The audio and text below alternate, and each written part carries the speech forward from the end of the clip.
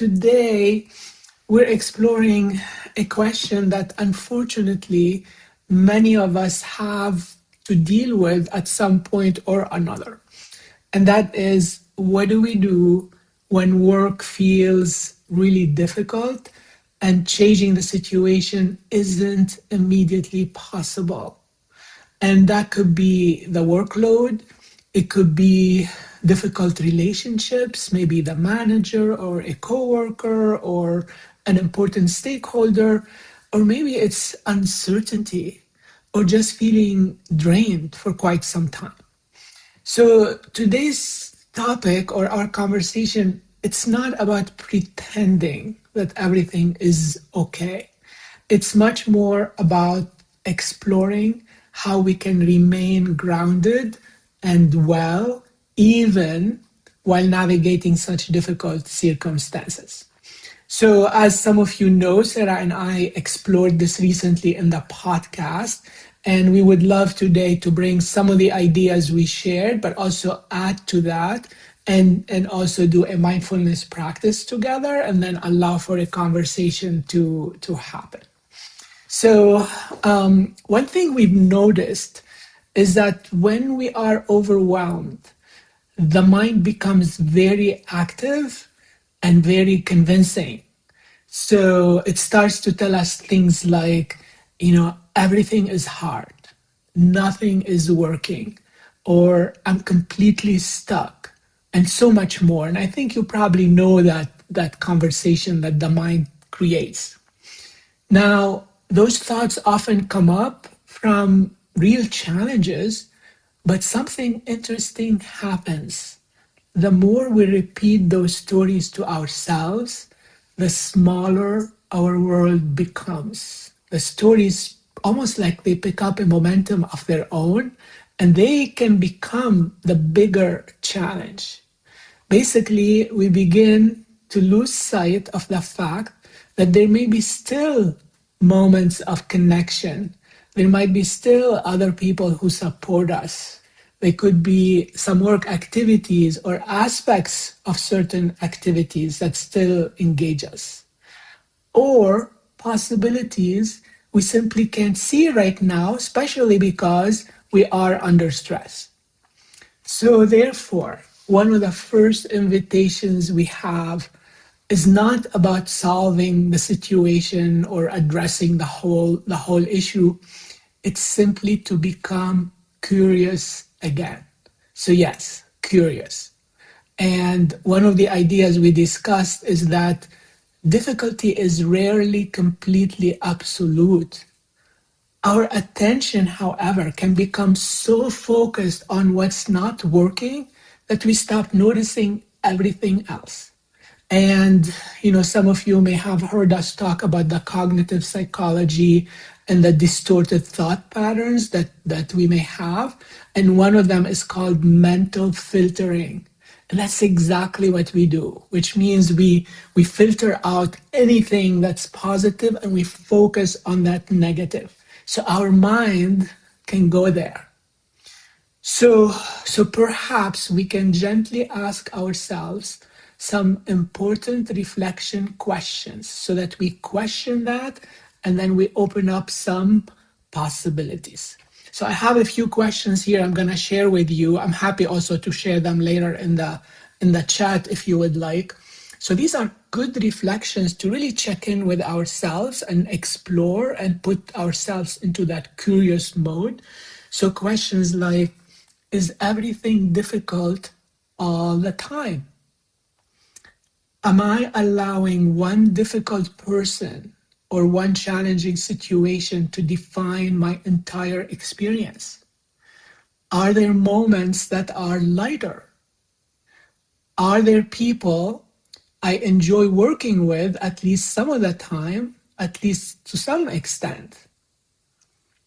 Are there parts of my work that still feel meaningful? So these are the kind of questions that we can bring up and reflect on.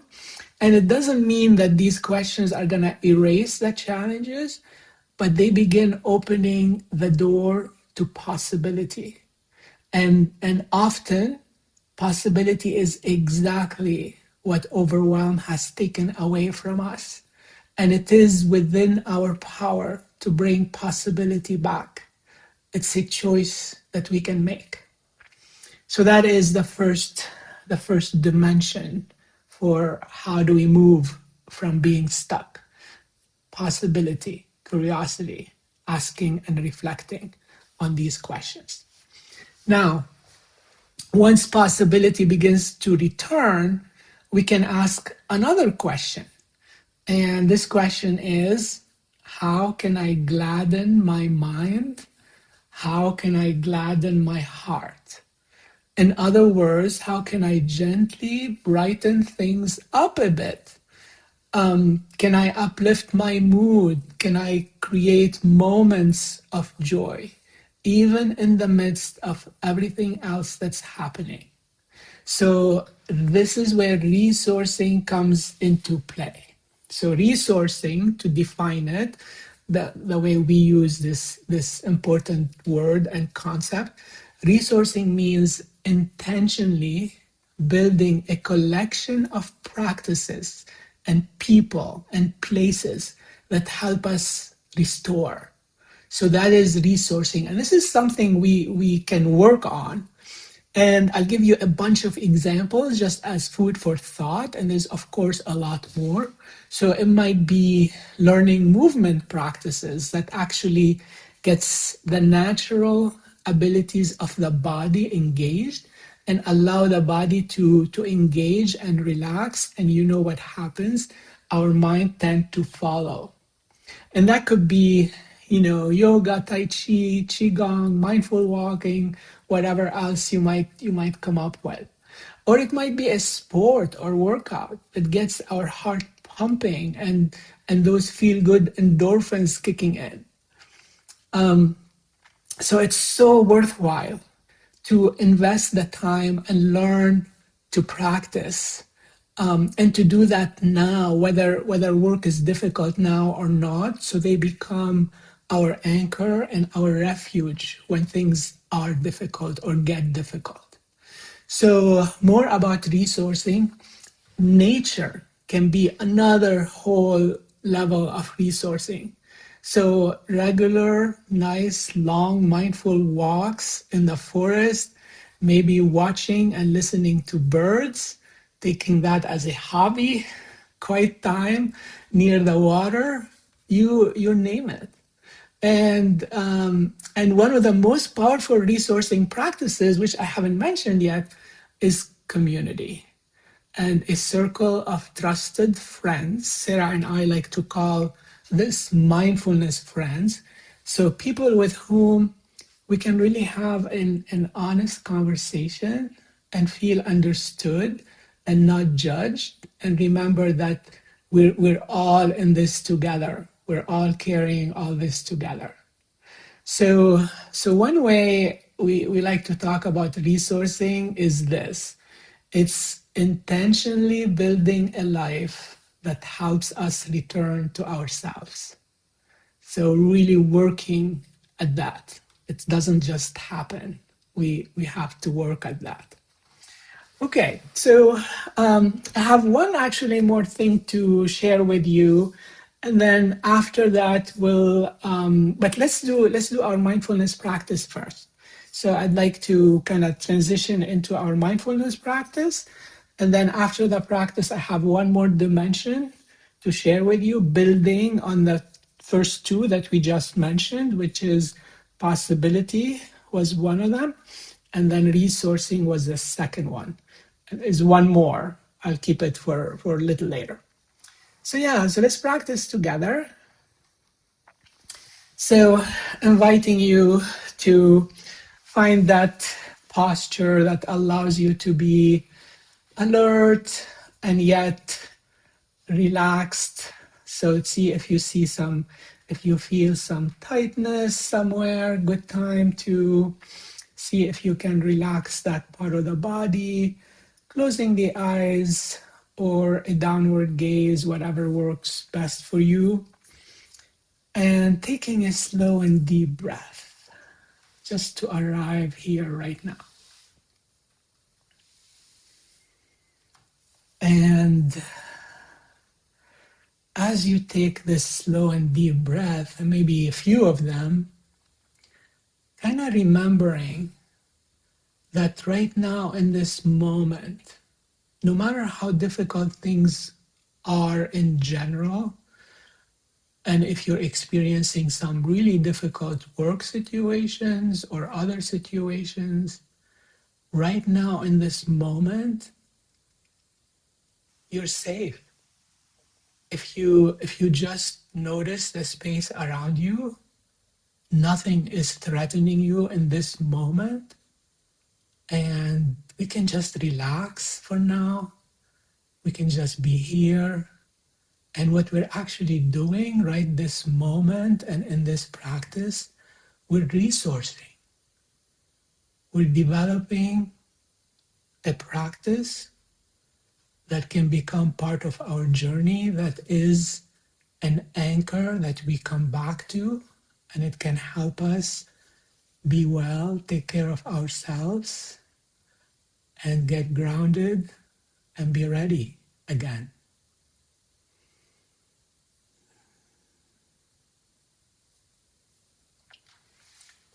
So we're going to start this practice by bringing to mind someone that you know and someone you care about, maybe a friend, maybe a family member who may be going through some difficult times at work right now, maybe feeling stuck.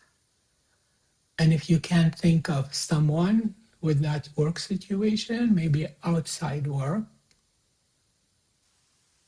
and bringing that person to mind for a moment and feeling their presence for a few moments.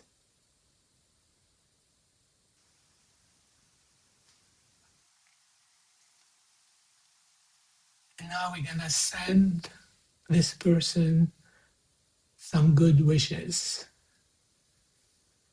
We're gonna exercise some empathy and compassion towards this person. I'm gonna share some phrases, and after each phrase I'll pause, give you a chance to repeat the phrase to yourself in the form of a gentle mental whisper, and to also pause and feel yourself sending those wishes to this person.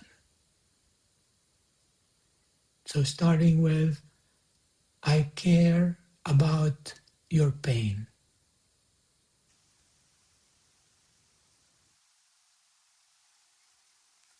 May you hold it with kindness.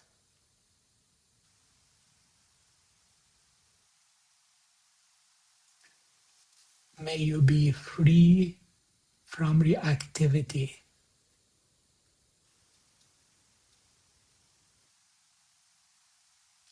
May you find self-compassion and healing.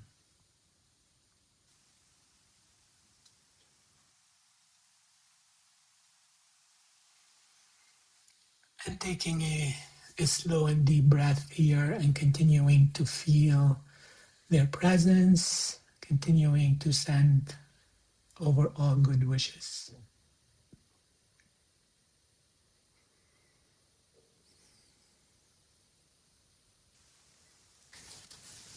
And now we're going to release the person from our mind, and we're going to bring our own being into our mind, thinking about our own being, ourselves.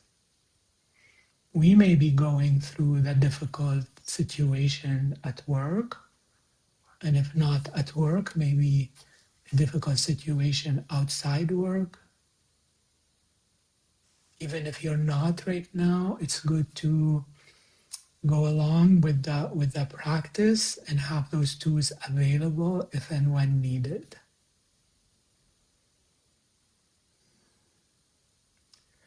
I care about this pain.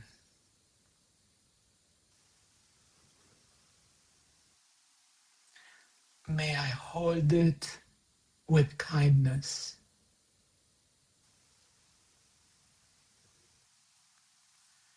May I be free of reactivity.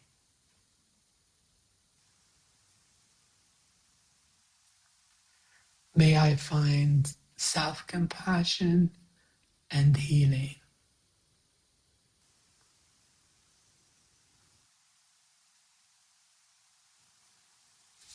And continuing with some wishes from today's topic, may I be open to possibility.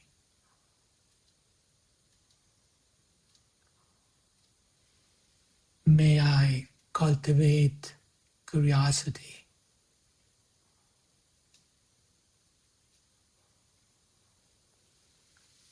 And may I be gentle with myself.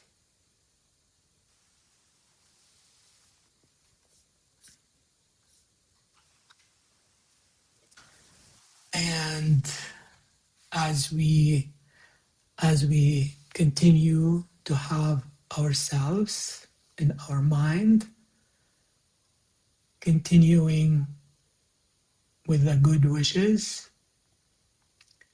may I free myself from my own judgments about myself. Whatever judgments the difficult situation is bringing, judgment, guilt, anxiety, can I free myself from that, even for just a moment, to see what it feels like to be free?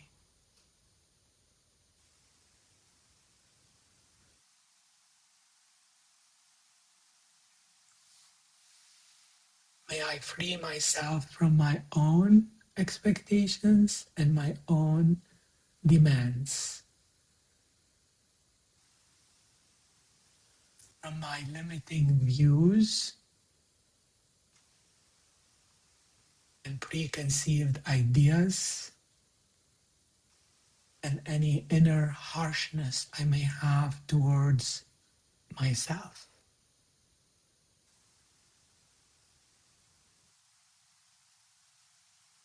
May I free myself from the inner difficulties and be ready for handling the external difficulties with possibility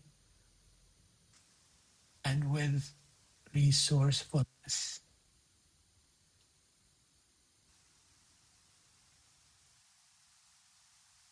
And let's take a minute in silence, just letting this sink in.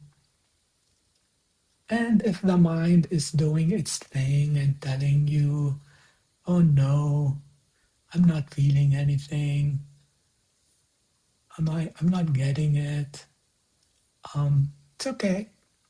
We just tell the mind, thank you, mind, not now.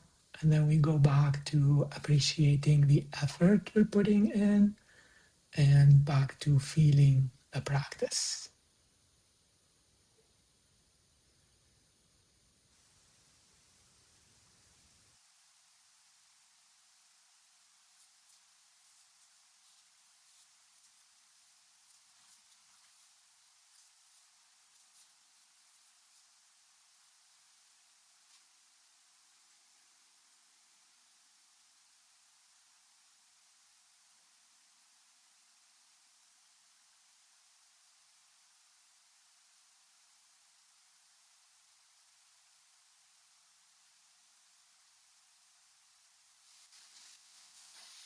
Okay, when you're ready, 3 slow and deep breath, starting to move the body, maybe stretching a little bit, and then reconnecting with the group.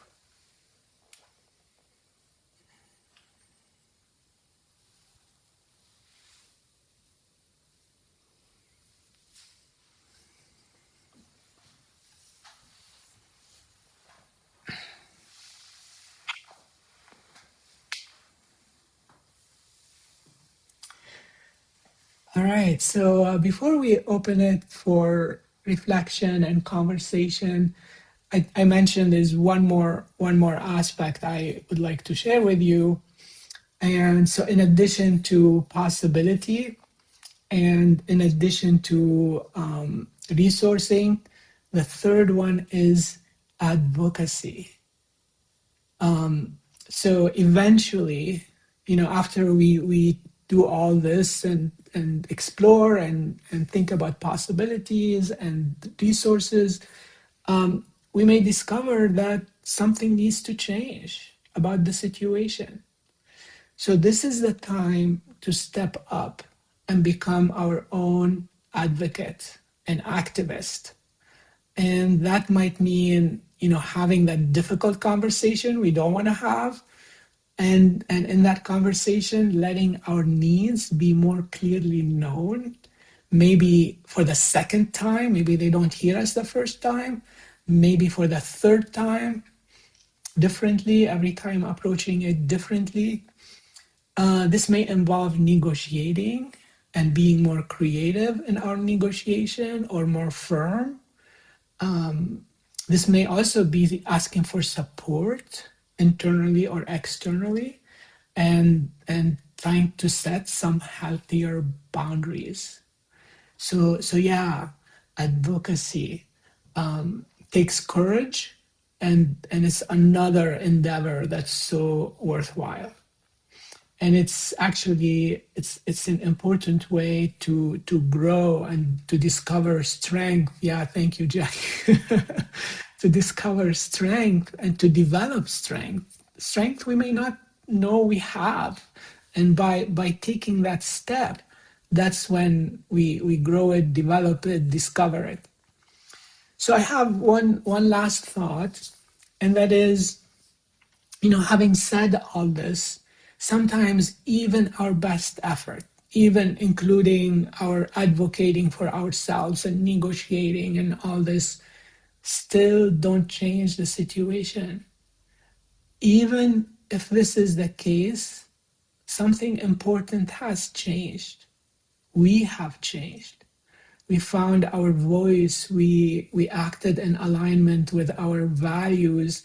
We've learned something, probably many things about ourselves. We learned about other people. We learned what's possible, and we learned what's not possible. So the invitation here is really to experiment and to test the boundaries. I think what we really don't do enough of, we don't test the boundaries enough. So that could be like a new hobby. If you want to take on this new hobby, is testing the boundaries and learning from testing the boundaries. Now, when we do that, this calls also to something really important, which is probably the hardest part of the practice, which is making peace with what is, the way things are currently, things that are outside our control. And this is where the practice of letting go begins, which is, much easier. Actually, letting go is a much easier practice after we fully explored possibility, being resourced, and advocating for ourselves. Then basically we earn the letting go. Letting go just from the beginning does not quite work. We need to earn it, and that's how we kind of earn it.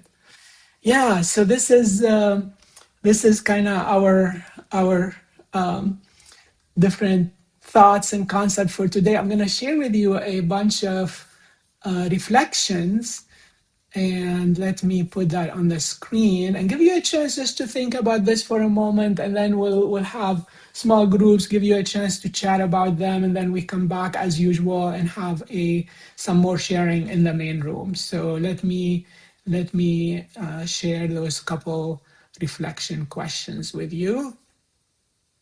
So possibility, where might there be more possibility than I realize? Resourcing, is there any way, any maybe something I'm doing or something I want to start doing that can help me replenish my energy and find that joy, that gladdening of my mind and my heart? And then, is there any place where I could take a courageous step to advocate for myself? And then, is there anything I want to let go of that I feel outside my control? Maybe I'll try those and then let go, but something that can fall in that category. So I'm going to share those in the chat and give you just maybe 30 seconds, a minute to think about it before we go into the breakout rooms.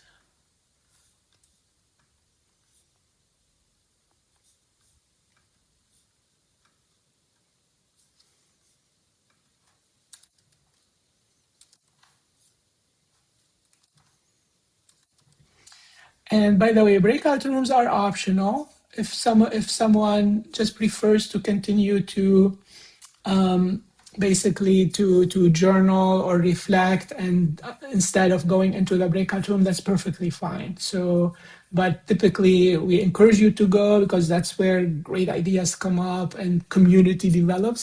But it's an option. It's not a must. Okay, so rooms are open, and I'll see you in about 5 minutes.